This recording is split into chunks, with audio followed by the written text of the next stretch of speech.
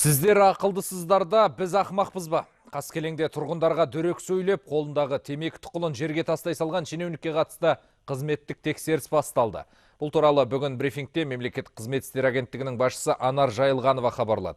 Еске салайын, бірер күн бұрын әлеуметтік желілерде тұрғындармен айқайласып, ерсі қылық танытқан бастықтың видеосы тараған болатын. Конечно, мы все дураки, а вы умные. Вот вы умные, а мы все дураки. Анар Жайылғанова сондай-ақ жұртты коронавирус шырғалаңға түсірген шілде айында дәріханаларда препарат жеткілікті деп мәлімдеме жасаған Алматы әкімінің орынбасары Сапарбек Тұяқбаевқа қатысты сұраққа да жауап берді. Жалған мәлімдеме жасаған атқамінердің үстінен сол кезде алматылық тұрғын жемқорлыққа қарсы іс-қимыл агенттігіне шағым түсірген болатын. Нәтижесінде іс жабылып, әкім орынбасары жазаға тартылған жоқ. Если антикоррупционная служба... Егер оның жалған ақпарат таратқаны расталып, оның тарапынан қандай да бір қылмыстық іс жасалса, онда ол мемлекеттік қызметте жұмыс істей алмайды.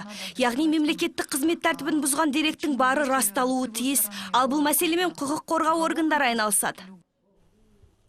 Агенттік басшысы сондай-ақ биыл мемлекеттік қызметтен бірінші кезекте кімдер кететінін айтты. Ол штат бос орындарды алып тастау мен зейнеттегілерді шығару есебінен қысқарады.